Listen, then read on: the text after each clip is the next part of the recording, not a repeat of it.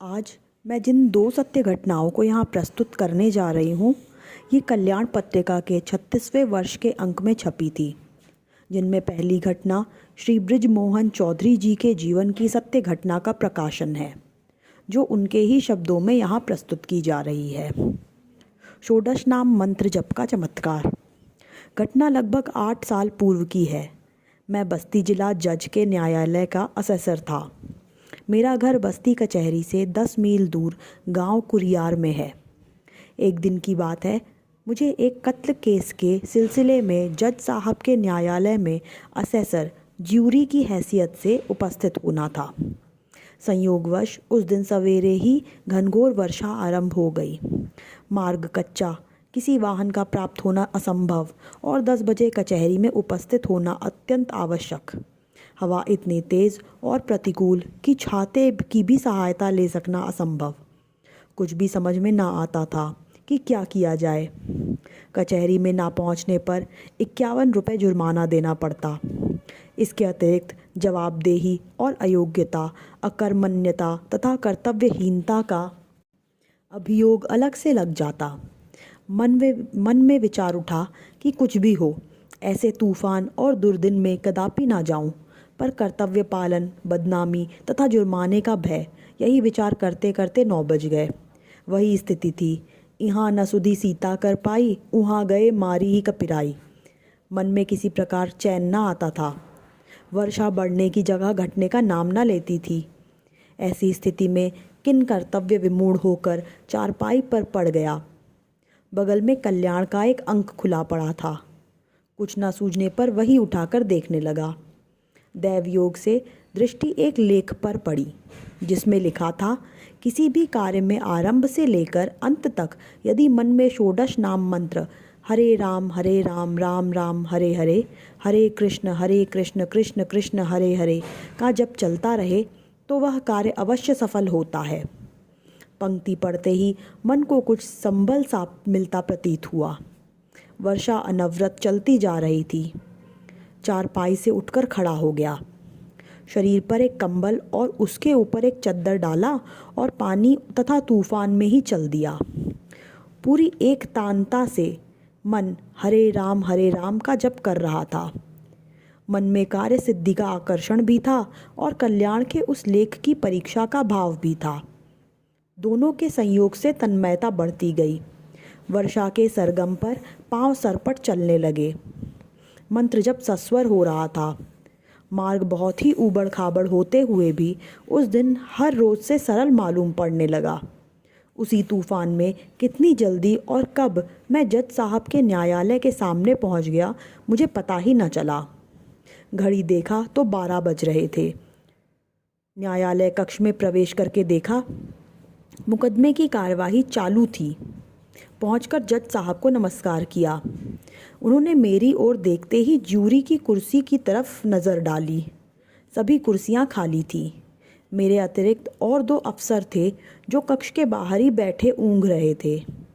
ये दोनों अफसर महोदय कई घंटे पूर्व ही वहाँ पहुँच चुके थे, किंतु पुकार न होने की वजह से बाहर ही बैठे ऊँघते रहे।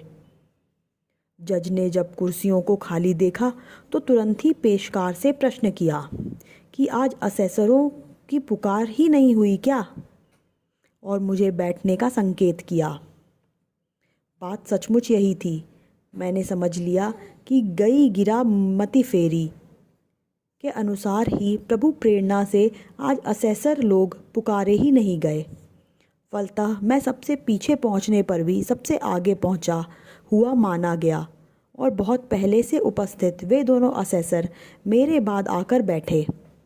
मुकदमे की अब तक सारी कार्यवाही कैंसिल कर दी गई और सुनवाई फिर से आरंभ हुई।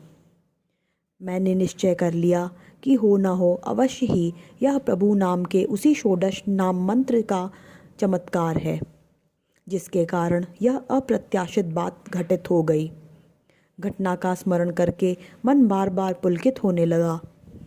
परीक्षा के भाव पर ध्यान जाने पर ग्लानि भी हुई, किंतु प्रभु के क्षमाशील स्वभाव पर ध्यान जाते ही वह विलीन हो गई और मन द्विगुण उत्साह से हरे राम राम राम हरे हरे, हरे कृष्ण कृष्ण कृष्ण हरे हरे का जप करने लगा। हारे हूँ खेल जिता वही मोही के अनुसार यह घटना मेरे जीवन में घटित हुई और मैं इसे भक्तजन की भलाई के लिए ही यथा तथा प्रकाशित कर रहा हूँ। ओम तत्सत।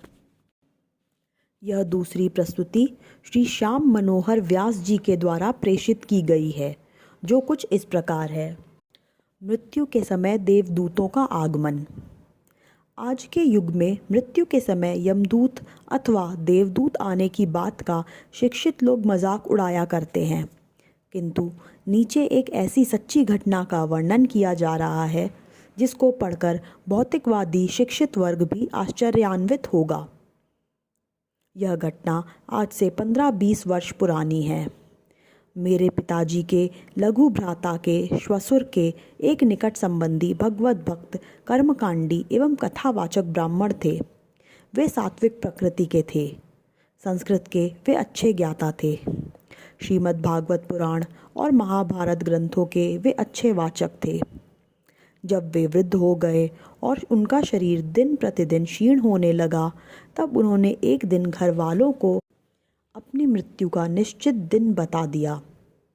उन्होंने अब अपना इलाज कराने से भी इनकार कर दिया। मृत्यु के 6-7 दिन पूर्व उनकी तबीयत ठीक थी और निकट भविष्य में मृत्यु होने की कोई संभावना नहीं थी, किंतु उनके कथनानुसार निश्चित दिन एकादशी का दिन था। प्रातःकाल 4 बजे उनकी तबीयत कुछ खराब हुई। एक जगह भूमि धोकर और लीप पोत कर स्वच्छ कर दी गई एवं शैया पर उनको लिटा दिया गया। विप्र समूह द्वारा गीता पाठ एवं भजनादि होने लगा। 9 बजे के लगभग उन्होंने कहा, 1 घड़ी बाद मेरी मृत्यु हो जाएगी। मृत्यु के बाद कोई शोक न मनावे। आज तो मेरे लिए शुभ दिन है, क्योंकि श्री कृष्ण मुरारी मुझे बुला रहे हैं। इस प्रकार बात करते करते ही वे बोले, देखो वह आसमान से विमान उतर रहा है, जिस पर पीतवर्ण की ध्वजा लगी हुई है। उस पर 2 भगवान के पार्षद पीतांबरधारी चंवर लिए बैठे हैं। यह बात सुनकर सबको बड़ा कौतूहल हुआ। विमान तो सिवा उनके और किसी को नहीं दिख रहा था। उपर्युक्त वाक्य कहते ही उनका स्वर्गवास हो गया।